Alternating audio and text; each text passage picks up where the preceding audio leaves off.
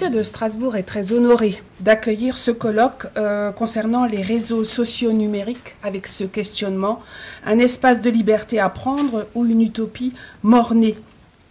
Ce colloque est un événement très important, incluant non seulement des participants de nombreuses universités françaises, mais également des différents pays du monde, démontrant une fois de plus que la recherche n'a pas de frontières, qu'elle dépasse toutes les limites et permet les liens humains autour de thématiques partagées, des compétences, des passions conjointes pour aborder de grandes questions et les grands enjeux sociétaux.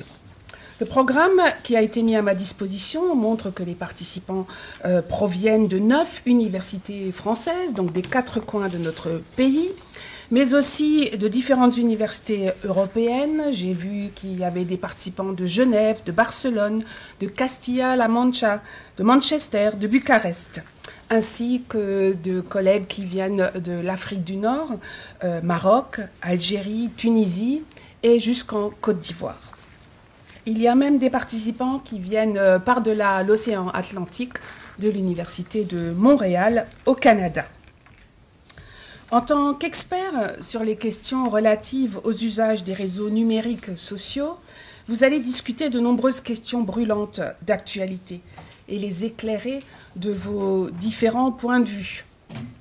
D'avance, je vous remercie pour les contributions qui seront les vôtres et qui permettront d'éclairer ces questions de regards nouveaux et croisés différents.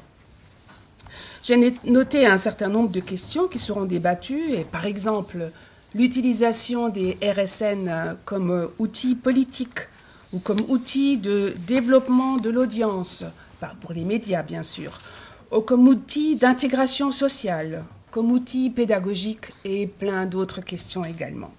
Ce colloque est organisé sous l'égide de la chaire UNESCO, qui est portée par le professeur Philippe Viallon, et cette chaire est intitulée « Pratiques journalistiques et médiatiques entre mondialisation et diversité culturelle ».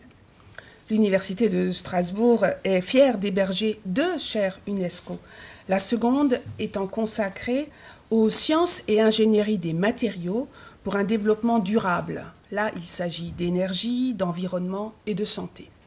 Et à ceci s'ajoute un 3e programme de coopération UNESCO qui s'appelle un programme UniTwin, qui est coporté avec l'Université du Havre et qui porte sur les campus numériques et les systèmes complexes. La thématique choisie pour ce colloque, à savoir donc les RSN, les réseaux sociaux numériques, s'inscrit parfaitement avec l'objectif de cette chaire UNESCO. Son intitulé, que je viens de rappeler, est illustré par les faits que les réseaux sociaux numériques sont utilisés aussi bien par les journalistes que par le grand public.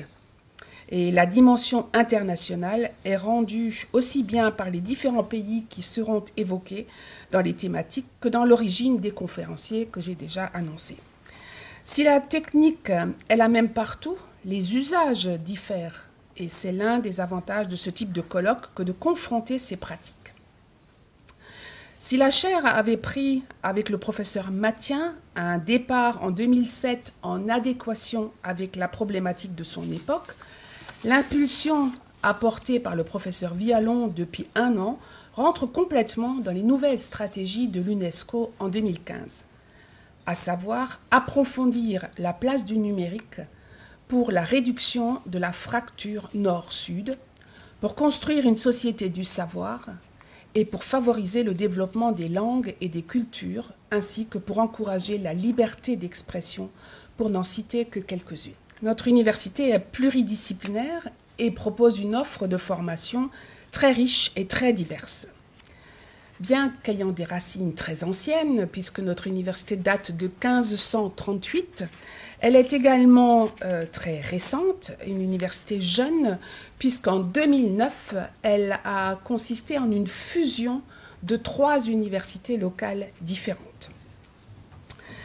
La recherche est menée par près de 6000 personnes, aussi bien universitaires que membres d'établissements partenaires comme le CNRS par exemple, ou l'INSERM, l'Institut sur la santé. Les thématiques et axes de recherche sont organisés en 72 laboratoires, 72 unités de recherche et couvrent 3 grands domaines. On va dire globalement le domaine SHS aux sciences anglo-saxons du terme, le domaine des sciences et technologies, c'est-à-dire la physique, la chimie, les mathématiques, etc. Et un 3e domaine qui est la vie et la santé. La présence de 3 prix Nobel en activité, 2 dans le domaine de la chimie et le 3e en biologie, contribue à la fois au rayonnement et à l'attractivité de l'université bien au-delà des frontières. Et donc nous bénéficions de plusieurs laboratoires d'excellence, d'équipements d'excellence et aussi un peu d'argent qui permet de mener des programmes à la frontière du savoir. Il me reste à vous remercier en particulier le professeur Philippe Vialon et son comité d'organisation locale, ainsi que le comité scientifique qui a fait le choix donc d'un programme particulièrement intéressant avec des intervenants de divers horizons. C'est cette diversité qui fait la richesse de la recherche et que je tiens à souligner ici encore une fois. Je vous souhaite donc un très beau séjour et un très bon colloque.